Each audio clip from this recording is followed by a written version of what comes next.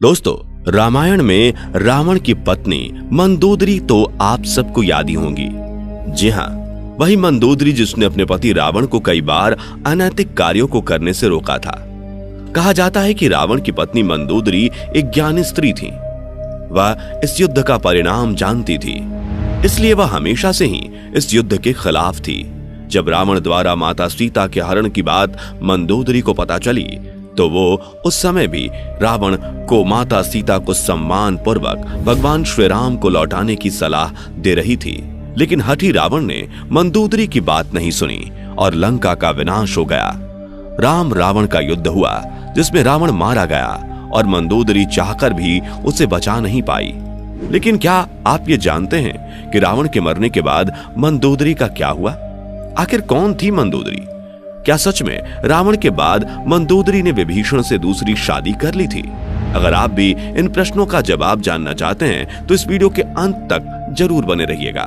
लेकिन दोस्तों, वीडियो में हम आगे बढ़ें उससे पहले नए व्यूवर्स चैनल को सब्सक्राइब करके बेल आइकन को प्रेस कर दें ताकि हमारी आने वाली वीडियोस की नोटिफिकेशन आपको मिलती रहे। अगर आप हमारी ये वीडियो फेसबुक पर देख रहे हों तो हमारे पेज को फॉलो जरूर कर लेना। तो चलिए शुरू करते हैं। कौन थी मंदोदरी?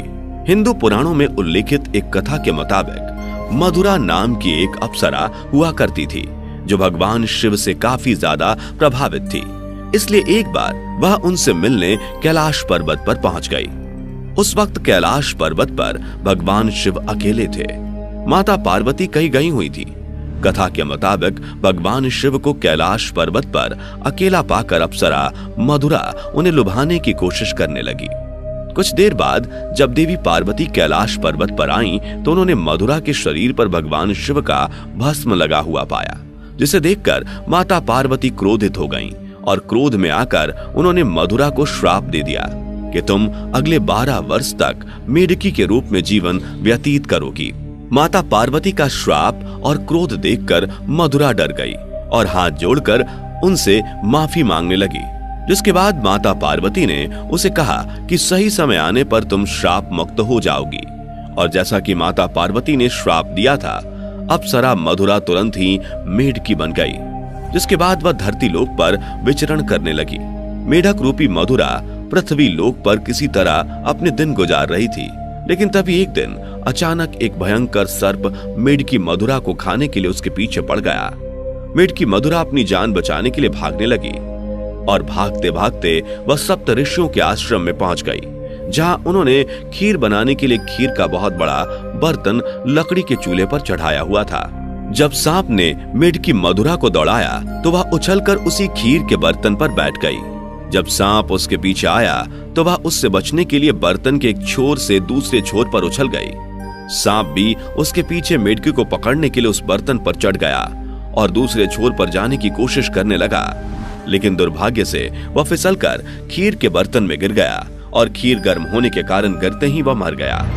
किंतु अब मेढकी बनी उस मधुरा को यह चिंता सताने लगी कि जब ऋषिगण यहाँ आएंगे और वे यह खीर खाएंगे तो जहरीले सांप की वजह से उनकी मृत्यु हो जाएगी।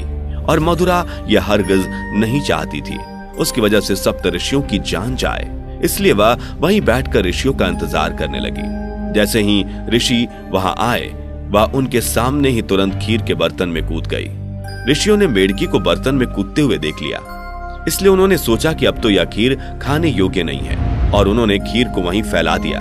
खीर फैलाने पर उन्होंने देखा कि उस बर्तन में मेढकी के अलावा एक सांप भी मरा हुआ है। यह देखकर सब ऋषि तुरंत समझ गए कि इस मेढकी ने हम ऋषियों की जान बचाने के लिए अपने प्राणों का बलिदान दे दिया।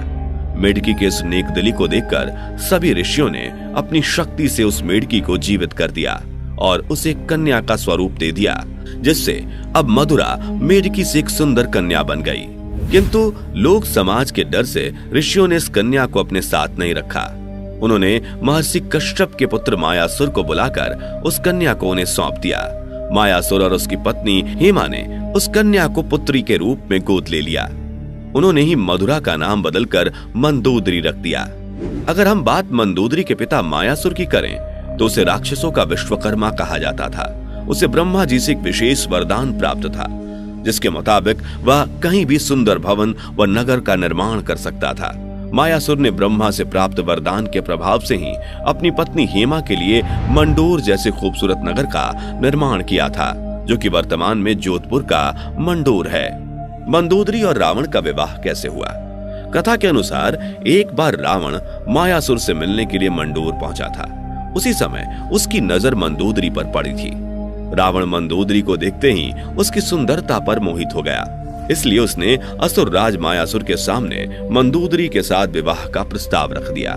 कहा जाता है कि जब विवाह के लिए रावण और मंदोदरी की कुंडली का मिलान हुआ तब स्थितियां ठीक नहीं थी, लेकिन रावण के प्रताप को देखकर मायासुर ने उसे डर से मना नहीं किया। वहीं दूसरी तरफ मंदोदरी भी रावण से विवाह नहीं करना चाहती थी, लेकिन अपने पिता की बातों को टाल न सकी, जिस वजह से मंदोदरी ने रावण से विवाह के लिए हामी भर दी।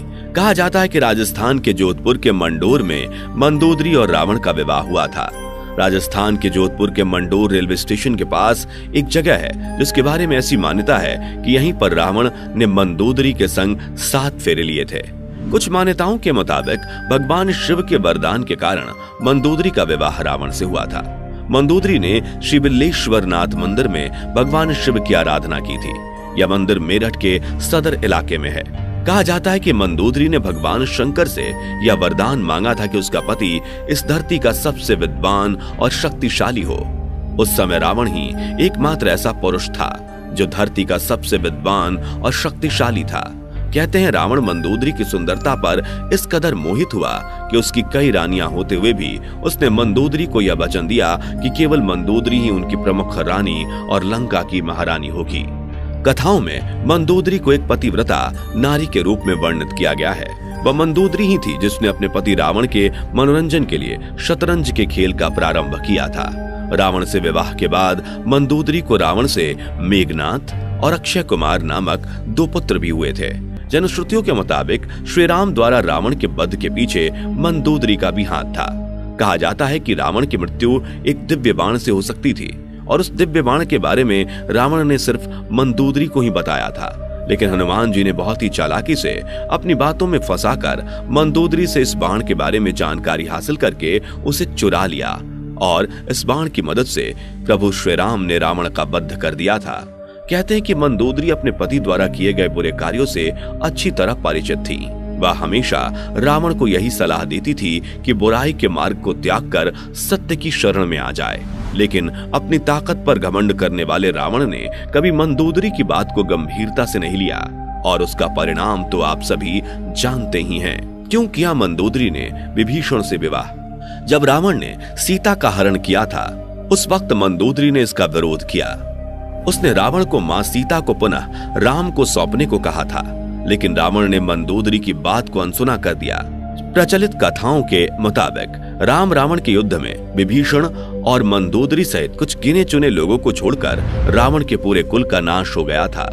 रावण की मृत्यु की खबर जब मंदोदरी को मिली तो वह विलाप करते हुए युद्ध भूमि में पहुंच गई और रावण के शव को देखकर वह तेज आवाजें निकालकर रोने लगी। कहते हैं वहां युद्ध भूमि में मंदोदरी की नजर प्रभु श्री राम से भी टकराई। मंदोदरी को इस तरह से विलाप करता देख प्रभु श्री राम को भी अति दुख हुआ था। लंका के सुखद भविष्य के लिए श्री राम ने विभीषण को लंका का राजपाट सौंप दिया था और उन्होंने मंदोदरी के सामने विभीषण से विवाह करने का प्रस्ताव रखा था, लेकिन उस समय मंदोदरी ने इसका कोई उत्तर नहीं दिया।